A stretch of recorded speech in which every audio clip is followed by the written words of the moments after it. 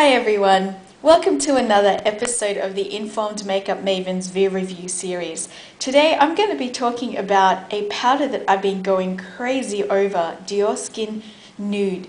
This little compact has been my pride and joy for the last 2 weeks since I bought it at the Sephora Friends and Family sale. As you can see, it features 3 different powders and this really cool sleek silver compact. Now, as I grapple again with the camera and using one hand, you can see that it comes with this sort of flat kabuki brush for blending. Also, it comes with this cool little pouch to protect the actual compact. I always find the actual velvet pouches that these compacts come in or come with quite redundant, because really, who actually puts their compacts in a velvet pouch whenever they're traveling or toting them around in their makeup bags during the day? Okay, so let's get back to the product. The actual powders featured here, I'll just put the overlay over here so you can see, is an illuminating powder, sculptor, and a unifier. This powder compact is designed to be used either blended all together or separately. I must admit that using a powder brush or a blush brush, it does get pretty difficult to actually use each of the powders individually.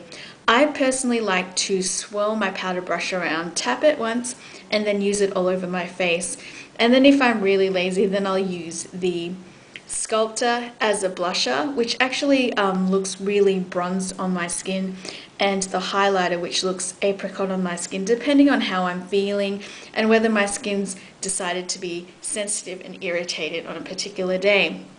Now, something else to note about this compact is that the powder is really finely milled, and it features the rice powder type technology that's pretty unique to Dior's powders.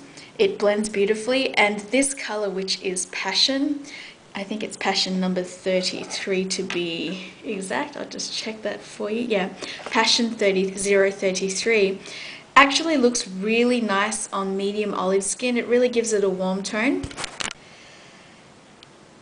Unlike many powders, Dior Nude actually feels quite lightweight and really sheer on the skin. I found that even though I do have the tendency to be really dry during these colder climates, that it doesn't tend to settle in fine lines or cause my face or skin to dry out more than usual. Also, what I found interesting is that when you look at the post on my blog, the powder actually photographs really well, and I recommend it for anyone who constantly is in photos, or for any occasions where a camera is going to be constantly on you. Another thing that I do like about this powder is that if you're lazy, you can actually use everything in this palette could create one whole look, save for the lip gloss. As I said before, I use the illuminating and the sculpting as blusher, but I also use both of these ones as eyeshadow as well, especially if I'm lazy or if I'm running late for work. What I also like about this powder is that you don't really need to use a foundation underneath it. Like for the last 2 weeks, and I have been using this, I've just been lightly dusting a light layer of this. I don't build up the coverage. I actually like my coverage sheer and dewy, and so this has been very good in achieving a dewy finish despite being a powder. However, when I have experimented, I have managed to get full coverage, which is similar to the full coverage that I can get with maybe a little, like 2 layers of the MAC Select Cover Up Foundation Powder Compact. Overall, I'm going to give Diorskin Nude an 8 out of 10. The reason why it loses 2 points out of 10 is because of the flat kabuki brush. As you can see, I haven't really used my kabuki brush.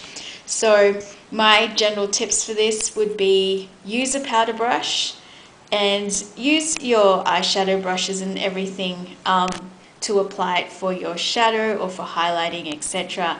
This is I Am signing out. Don't forget to check out the blog post soon.